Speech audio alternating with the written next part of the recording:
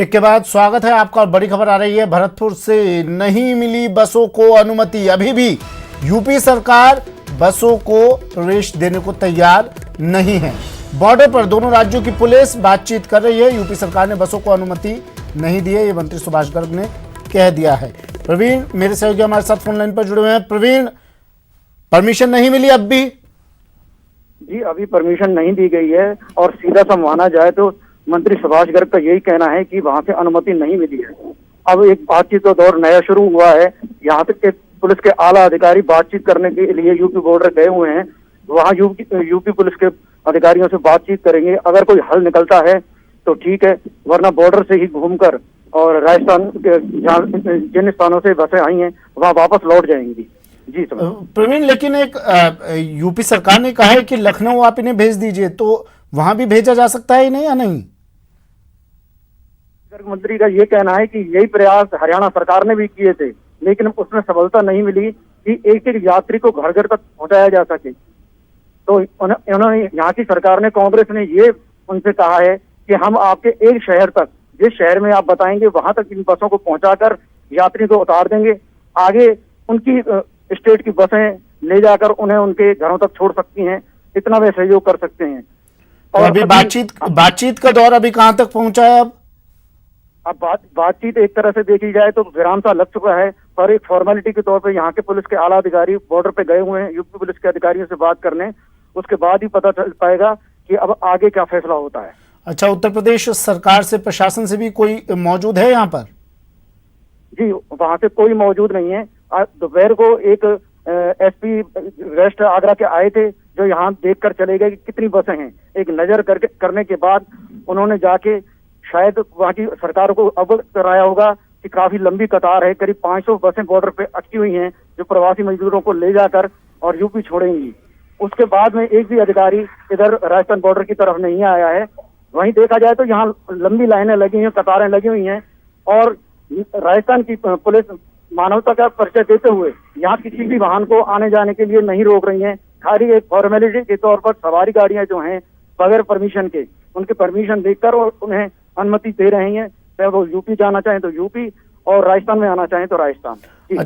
अच्छा प्रवीण, अभी यहाँ पर फिलहाल स्थिति क्या है? कितनी बसें यहाँ पर होंगी इस वक्त और कितने मजदूर यहाँ पर होंगे इन बसों से जो यहाँ पर पहुंचे हैं? उनके रहने खाने की क्या व्यवस्था है? जी, यहाँ खाने पीने की व्यवस्था की बात की जाए तो यहाँ प्रदेश सरकार ने बहुत अच्छी व्यवस्था की है। 2 स्कूलों में यहाँ के प्रवासी मजदूरों को ठहराया गया है, जहाँ उनके लिए खाने पानी की व्यवस्था पूरी गई है। टेंटों के पंडाल भी लगाए गए हैं और पंखे कूलर की व्यवस्था की गई है, जिससे यात्री बिल्कुल भी यहाँ परेशान नजर नहीं आ रहे कि उन्हें ये सता रहा हो कि कहीं उनके साथ उन्हें खाना वगैरह नहीं मिलेगा। जी चलिए, शुक्रिया प्रवीण तमाम जानकारी के लिए। तो फिलहाल अपडेट ये कि यूपी सरकार ने बसों को अनुमति नहीं दी है। उत्तर प्रदेश की सीमा में घुसने के लिए अनुमति नहीं मिली। और चलिए अब हम आपको टिड्डी टेरर रिटर्न्स की कुछ तस्वीरें दिखा देते हैं। ये तस्वीरें 5 अलग अलग जगहों से तस्वीरें टीवी स्क्रीन पर, चित्तौड़गढ़, भीलवाड़ा, बीकानेर, प्रतापगढ़ और बूंदी से तस्वीरें हैं। आसमान में उड़ते आतंक ने किसानों का जीना मुहाल कर दिया है और ये टिड्डियां खड़ी फसलों को चट कर रही हैं।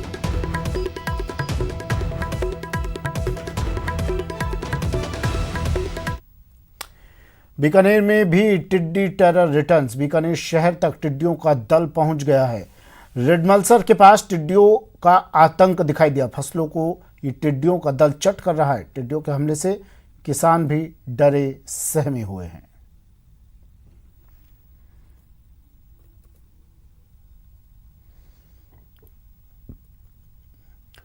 वहीं प्रतापगढ़ में भी टिड्डियों ने दस्तक दे दी है। टिड्डियों ने आसपास के गांव में पहुंचकर किसानों की फसलों का नुकसान किया, जिसके बाद किसानों की चिंताएं और ज़्यादा बढ़ गई हैं और प्रशासन पूरी तरह से अलर्ट मोड पर आ गया है। जिसके बाद कृषि विस्तार विभाग की टीम धरियावत पहुंची। साथ ही 2 फायर ब्रिगेड, 6 ट्रैक्टर चलित पावर स्प्रेयर और 3 टिड्डी नियंत्रक दल की स्प्रे मशीनों को भी लाया गया।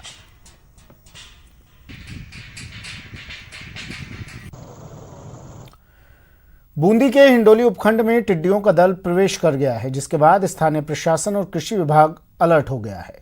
एसडीएम मुकेश कुमार चौधरी ने बताया कि क्षेत्र के नेगढ़ पंचायत के खैरखटा, रामपुरिया, जाखोली की तरफ करीब 500 मीटर के क्षेत्र में टिड्डी दल ने दस्तक दी है।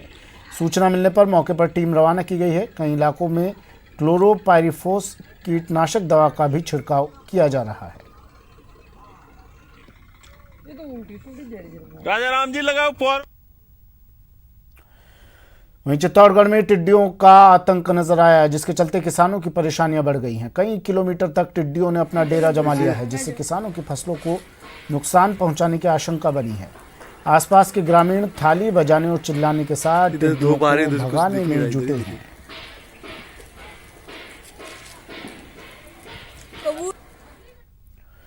भीलवाड़ा में टिड्डी दल ने फसलों पर अटैक करना शुरू कर दिया है। शहर से सटे ग्रामीण इलाकों में टिड्डियों के आतंक से परेशान किसान थाली और बर्तन पीट कर उन्हें भगाने में जुटे हैं। साथ ही उन्होंने खेत के पास टायर जलाकर धुएं से टिड्डियों को भगा रहे हैं। मंगलवार को टिड्डियों ने बैगन, टमाटर और बाजरे की फसल को काफ़ी नुकसान पहुंचाया। वहीं किसान लगातार परिवार के साथ दिन रात बर्तन बजाकर उन्हें भगाने में लगे हैं।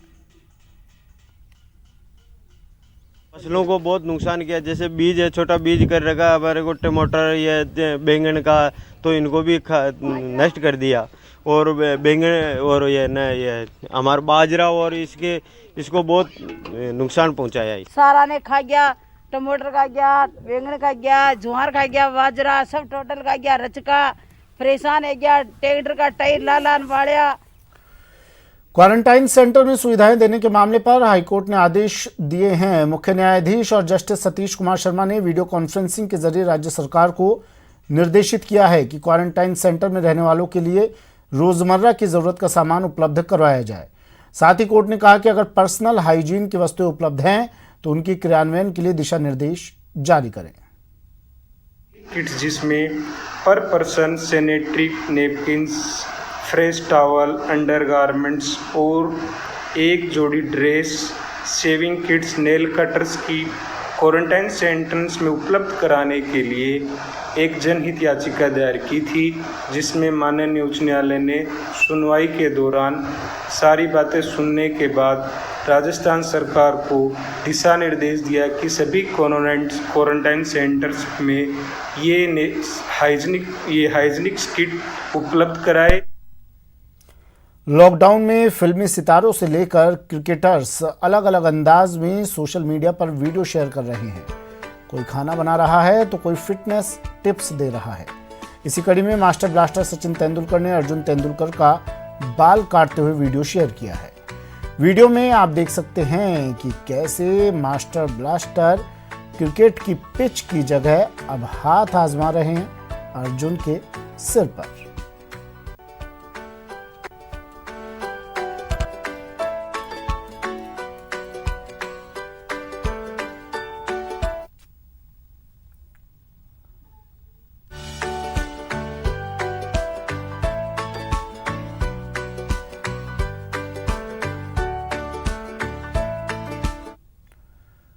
फिलहाल इतना ही, दीजिए इजाजत, नमस्कार।